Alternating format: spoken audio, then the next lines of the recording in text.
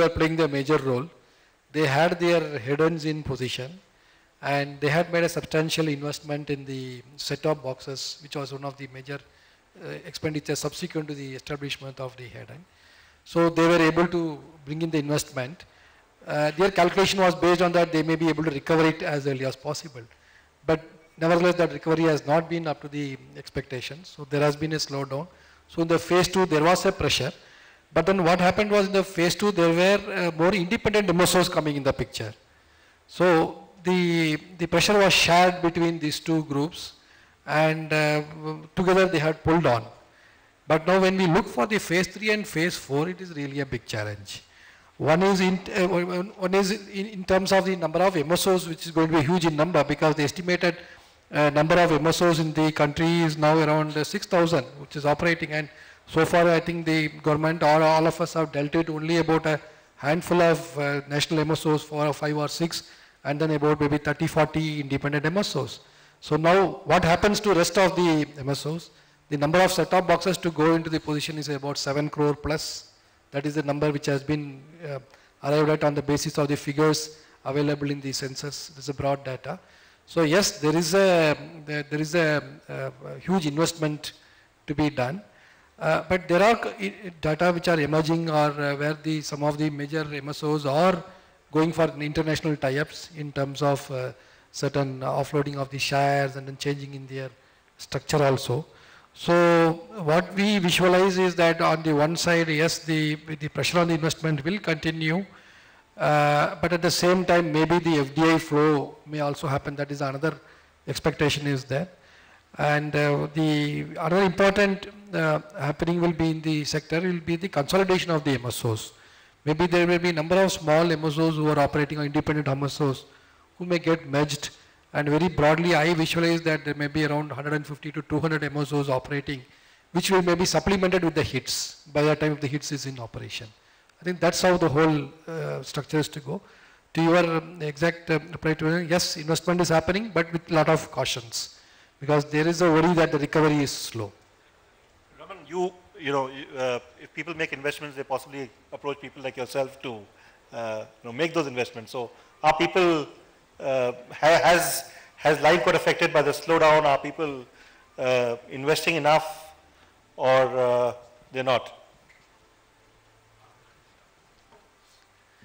So actually, continuing on your point, Rajgopal, and what you also said, investment is a challenge. Money is a challenge. Very interesting discussion I had with a promoter of a MSO, regional MSO, about 15 months back, or 12 to 15 months back. I was pushing them that, dilute your 15% stake now. People are ready to put money. Dilute it now, get the cash. You need the cash to get into expansion mode. He said, no, if I dilute my 15% now, my valuation is very low. I better dilute after we go digital. I said, okay, but do you have cash to go digital? He said, no, I'll figure it out. The same guy today is struggling because they could never fetch enough cash to go digital. So I think somewhere the greed is killing the independent operators or the smaller MSOs in the market, that it is sometimes in life better to dilute at a low valuation than to wait for a higher valuation and don't reach any valuation at all. So I think that's a very tricky situation for the smaller MSOs to be in, and that's why we very strongly believe that consolidation is going to happen. And I would second the thought that industry might work with 150, 200 kind of MSOs. Only thing, because of downturn, see, on one side, of course, there is downturn. On second side, there are not too many organized investors wanting to put money on this sector. Goldman Sachs putting in $110 million in DEN is one-off case, and I think that for that the kudos should really go to Samir and his team for projecting DEN as a corporate governance run MSO, not like the typical image or perception of a MSO operation in India. What in that whole scheme of things, what we are trying to do as IBM is what we actually did with, like, let's say Bharti about a decade back, to really become a partner in growth, put the skin into the game, and help them with some hockey stick skewed investment plans and cash flows where they get the initial money to get the ball rolling, do the right kind of investments together, and we put a bet on their growth, and we put a bet of us making money on their growth. So I think we clearly see. Are you looking at investments in this sector? We are working, okay, not as a financial investment. So the constructs could be very different, but we are talking to a lot of people in the industry, and we have done some work in that space, like what we did with Bharti. How different is this industry with, let's say, the MSO industry today? How different is it with the telcos 10 years back? The inflection point of growth is exactly the same, exactly the same. So it's a growth in subscribers, fueling up the growth for them. It's a growth in value-added services that they can launch, just like the telcos did. The analogies are very, very similar. The telcos grew on the for example, Bharti grew with in a complete outsourcing model. That took away bulk of their investment needs at that point in time. And that's what is also going to happen with the larger MSOs once they start consolidating and become much more bigger. Anirban, how much time do we have? 5 minutes. 5 minutes more? We started late here. Okay. Any questions? Yeah, Anil. Short question, Anil. Actually, I speak less than I. No news up. Okay. Suppliers credit has played a large role in phase 1 and phase 2. So, and secondly, the unorganized nature of the business. You also had, like you said, you had Den getting investment from Goldman Sachs. Hathway has also attracted further investments. So the sector is beginning to look a little healthier with more amount of information being collected. So let's be optimistic about it. Let's not be pessimistic. It's all part of the same game. And DTH itself is not having, how much information do they have? They are restricted themselves in terms of bandwidth. Tata Sky is restricted in terms of bandwidth. Airtel is restricted. They all have their own, limitations. So let's not be pessimistic about cable, please. Even including Mr. Rajgopal. Don't be so pessimistic. I'm not pessimistic. You sound very pessimistic. I think if we sounded pessimistic on some of that, that's perhaps a way of putting things. But I agree with you, Anil, 100% that I think we got to be very, very bullish on the industry. And I at least we believe that, and we have spoken on this multiple times, that in an era where people have been paying 200 rupees ARPU for I think some donkey number of years to watch the cable TV at home, but better now. Yeah, the price of movie ticket, the same set of people have started paying against 25 rupees 10 years back to maybe some 300 rupees, 400 rupees for a movie now. So if the capacity is there to pay 400 rupees for a movie against 25 rupees 10 years back, of course there is capacity to pay 500 rupees of ARPU. Give them right content, give them service, charge money, they will pay. So I think I agree with you.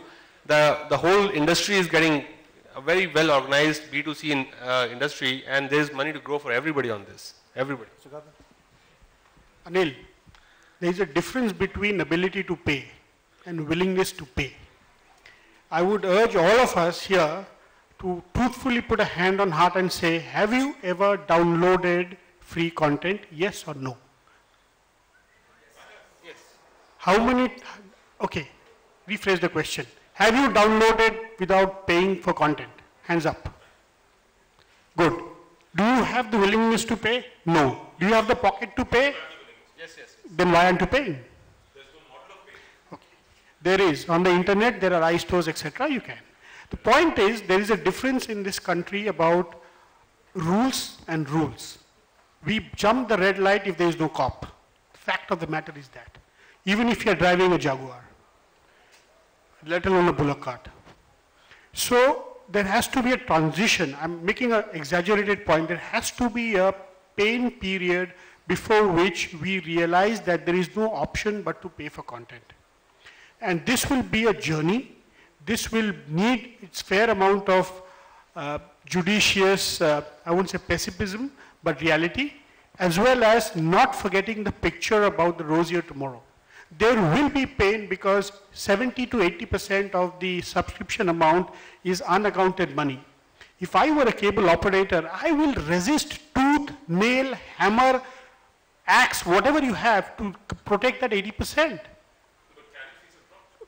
Carriage fees have dropped, but they will make their appearance in a slightly different form in the new ecosystem. Let's say you have a set-top box and in your electronic program guide there are 5 GECs. When you press entertainment and Hindi, you get 5. It's extremely difficult for the consumer, unless it's a destination channel, to discover the 6th channel on the next page or the first channel on the next page of the EPG. So placement fees will reappear in terms of not carriage fee, but number fees. Right. So there will be some correction, but to say that there is space for 800, 900 channels even in the digital world is perhaps unrealistic. So there will be some amount of change.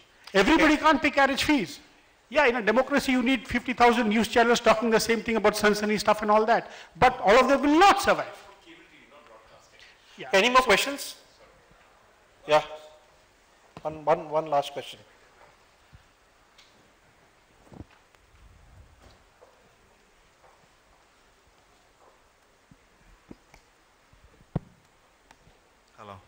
Hello.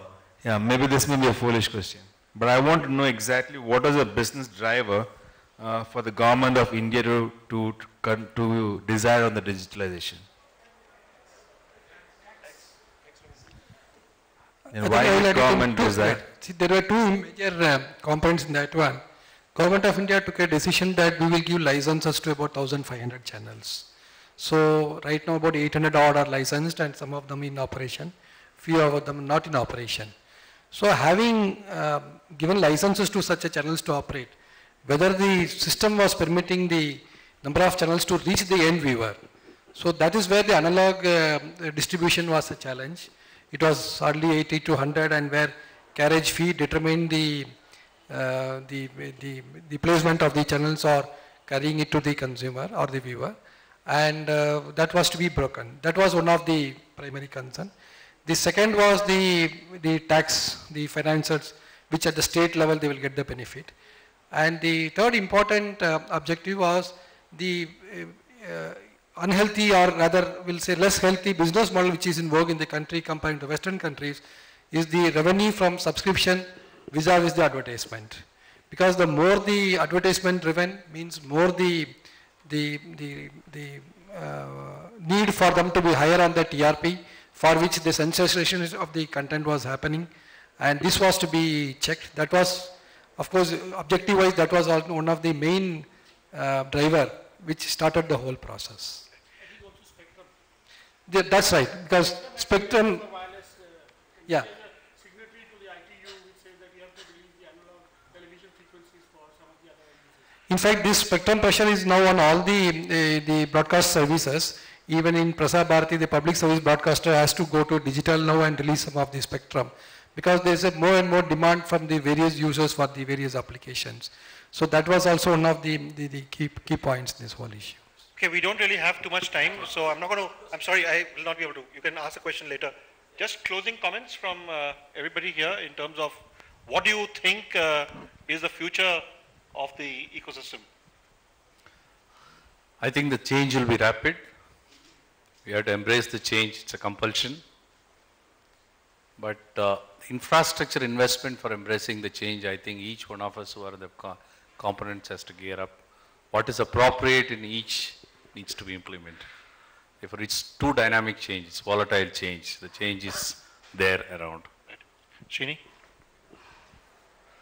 I think digitization is actually sowing the seed for future growth, right? If you look at the print media, which has, I mean, last year had about 2 lakh advertisers, television has about 12,000, right? There's a massive gap in terms of being able to provide local content, local ads. So if you are able to do the digitization drive right, I think there is a massive amount of scope, not just in terms of subscription and what the consumers are willing to pay. I think there's a lot of money that advertisers would be willing to pay as well, especially the retail and the smaller advertisers, apart from the large brands that want, customized communication.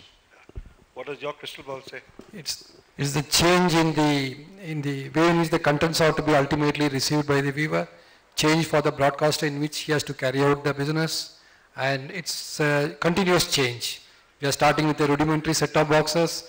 Maybe we may have more and more features added to that, more and more value addition. So I see change as a continuous process henceforth. Raman?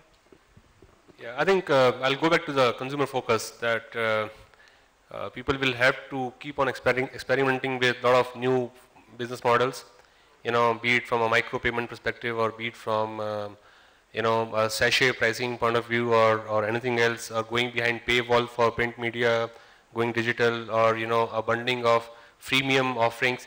I think the need of the hour would be to know consumer better and keep on experimenting with your pricing models, business models. Something will click. There is no one right answer to it for anybody, but something will click.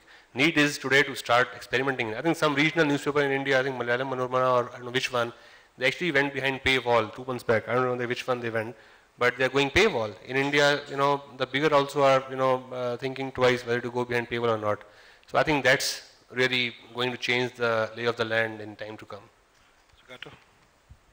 I think one big change which will happen is a sharper monetization of content. Today, most broadcasters as well as channel operators, I mean, the local cable operator or the MSO or the DTH guys, we don't know if I have subscribed to ESPN, whether I'm watching it for hockey or whether I'm watching it for beach volleyball. As more and more connected devices get into the play for video consumption, we will have a much more precise, almost to a point-to-point, minute-to-minute consumption habits, and therefore the way we market these content, what, how, and to whom will undergo a dramatic transformation backed by massive big data where people like IBM will have a significant role to play.